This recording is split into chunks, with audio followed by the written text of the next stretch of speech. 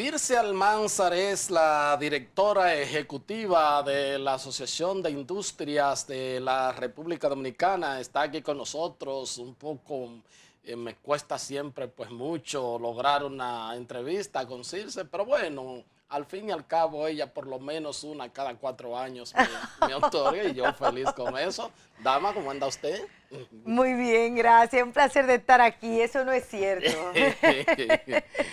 Bueno, lo he visto a ustedes un poco medio, se puede decir guapito, ¿no? Con algunas Inquietos. inquietos, con algunas cosas que han sucedido y sobre todo, pues básicamente con la formulación del proyecto de presupuesto de ingresos y la ley de gastos públicos.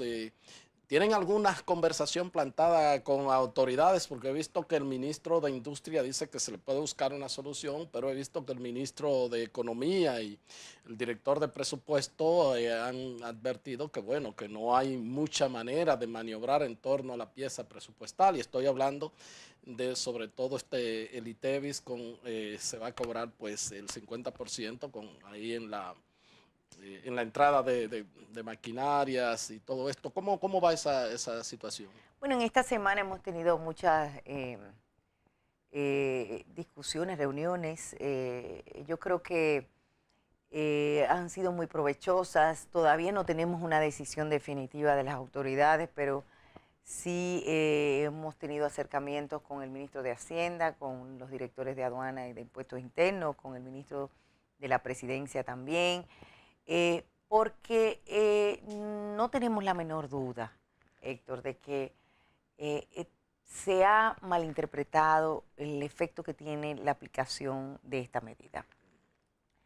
Y a pesar de que todavía no tenemos una respuesta definitiva de las autoridades, en las conversaciones que hemos tenido con ellos nos damos cuenta de que ellos se están dando cuenta de que la interpretación que se tenía de poner esa medida en la ley, en el proyecto de ley de presupuesto, realmente no tenía efectos negativos. Al explicarle desde el punto de vista de lo que es la producción nacional, y tenemos que entender que son funcionarios nuevos, muchos de ellos, que están por primera vez en puestos de esa naturaleza, que quizá magnifican o malinterpretan una disposición porque creen que puede aumentar recaudaciones, o porque no se sabe la historia de por qué sucedió esa disposición. Y en eso estamos tratando de construir un diálogo, explicándoles cuál ha sido la historia. Lamentablemente no es fácil porque son temas muy técnicos.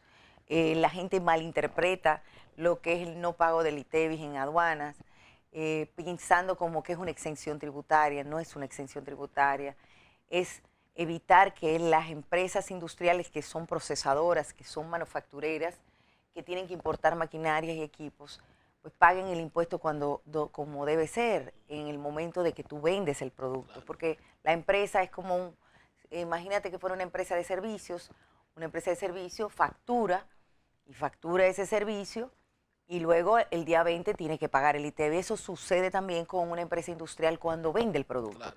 Pero su negocio no está en la importación, su negocio está en la venta. Claro. Entonces es simplemente una posposición para lograr tres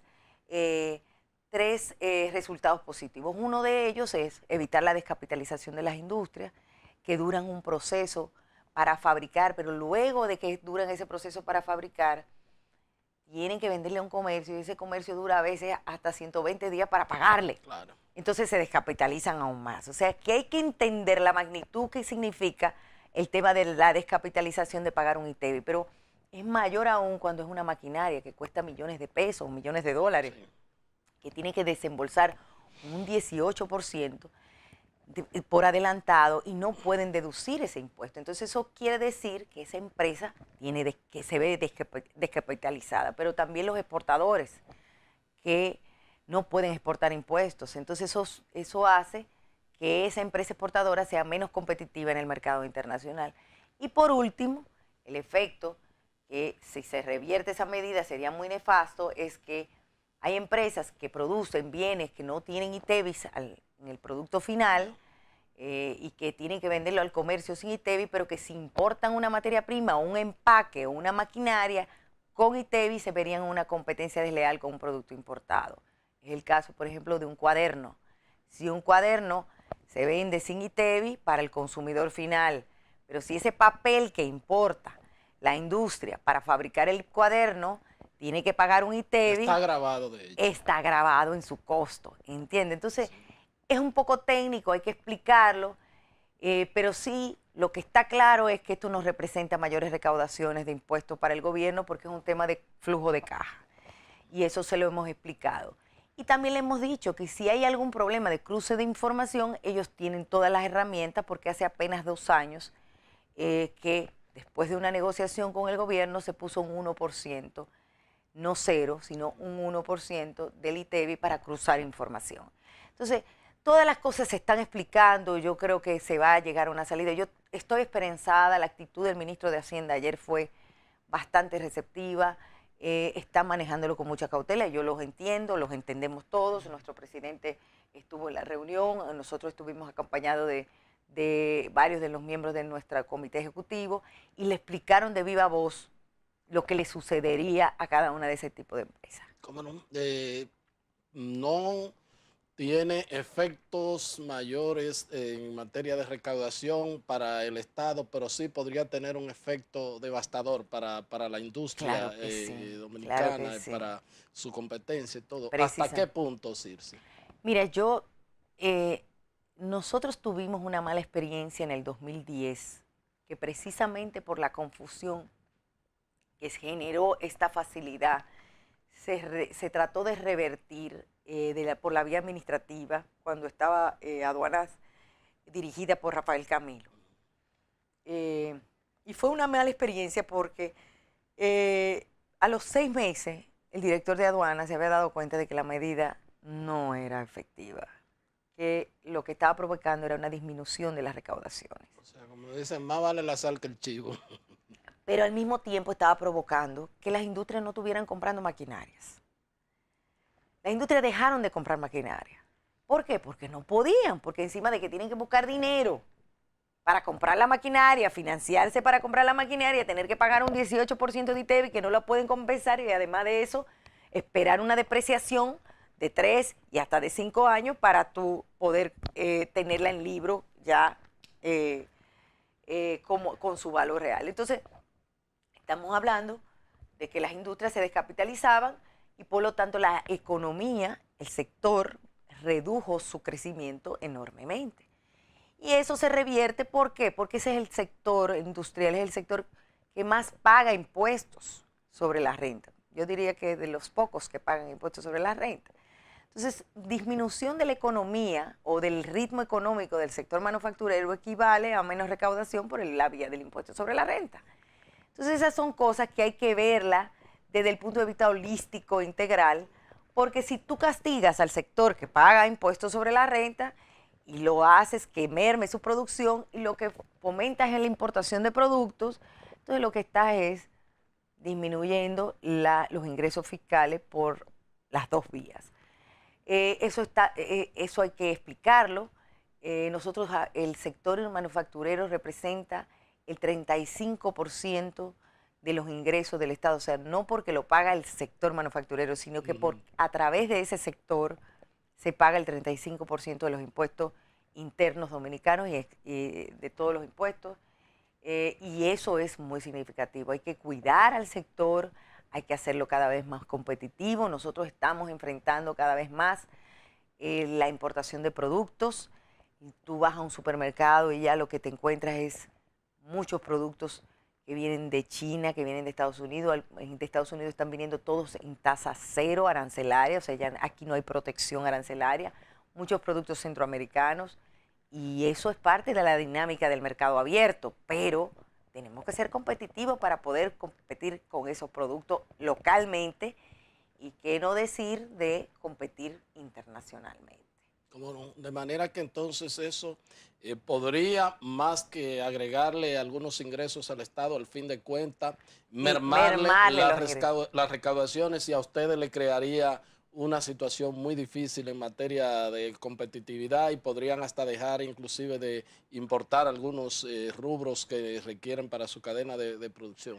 Y déjame decirte, Héctor, aquí hay cada vez más, y eso es parte de la dinámica de la globalización, una desaparición de empresas industriales o concentración de empresas industriales. Porque para poder subsistir, tú tienes que tener economía de escala. Claro. Entonces, eso está pasando y tenemos que darnos cuenta. Porque algunas empresas las empresas grandes están comprando a las empresas medianas y pequeñas porque las pequeñas y medianas no pueden subsistir. Y eso es lo que produce una concentración de mercados. Si nosotros no creamos políticas públicas para que esas medianas industrias se mantengan, vamos a tener un problema, pero no solamente de que esas empresas las compren multinacionales o se las compren las grandes industrias, sino que muchas veces se van para otros países a producir. Y tenemos que darnos cuenta de que lo más importante es que produzcan aquí. Claro. Yo digo que no importa que sean mexicanos, que sean colombianos, venezolanos. Claro, yo me orgullosa de que sean dominicanos. Ojalá que se preserve la nacionalidad en las industrias, pero lo más importante es que fabriquen aquí, porque eso es lo que genera empleo en el país y lo que genera riqueza en el país. Entonces, si nosotros provocamos una estampida de esas industrias para otros países donde le oferten mejores condiciones, vamos a acabar con un sector que representa el enlace de otros sectores. Claro, o sea, pasa con esas pequeñas y medianas empresas que tienen que vender o que tienen que, a las grandes empresas, como dijo don Pepín Corripio cuando le preguntaron sobre la concentración de medios, dice, nunca he salido a comprar un medio, vienen a vendérmelo y por una cuestión y yo se lo compro. O sea. Don Pepín, por ejemplo, se ha convertido en uno de los grandes industriales ahora mismo. ¿Pero por qué? De ser comerciante ahora tiene como 20 y pico de industria, creo que 20 industrias. ¿Por qué? Porque tiene el capital y entonces cuando una empresa está en una situación difícil, entonces va y apoya y la adquiere.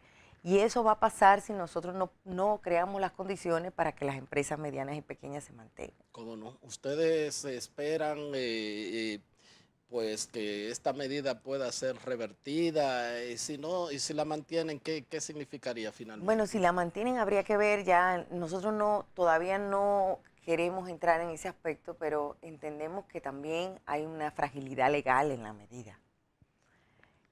Porque es una medida que está puesta ahí como jabón en el sancocho, en una ley de presupuesto, que también le explicábamos ayer que no sé, desde el punto de vista legal o legislativo, no tiene una claridad y no representa una regla de juego clara, porque estamos hablando de que es una ley de presupuesto para el año 2017. ¿Cuál es una regla de juego clara que tú no sepas lo que va a pasar después del 2017? Pero al mismo tiempo, con esa disposición del artículo 16 del proyecto de ley de presupuesto, se modifican 4 artículos del Código Tributario, 3 legislaciones y muchas de ellas especializadas. Cuando tú dices en una disposición que tú le vas a aplicar un 50% de ITEVI a las materias primas, insumos y bienes de capital de las industrias, tú estás hablando de que estás afectando a la agroindustria, al arroz, a los medicamentos, a los fertilizantes, a toda la cadena de producción, pero no lo dice textualmente.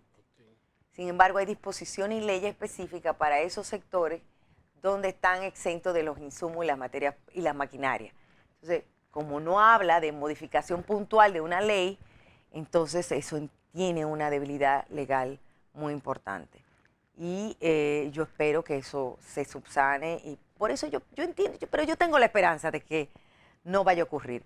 Y como no es algo que le genera ingresos tributarios, porque la misma ley de presupuesto del 2016, la actual, no reconoce esto como un gasto tributario, porque no lo cuantifica como un gasto tributario, quiere decir que no podría generar impuestos o ingresos. Pero la medida per se podría ser atacada su legalidad.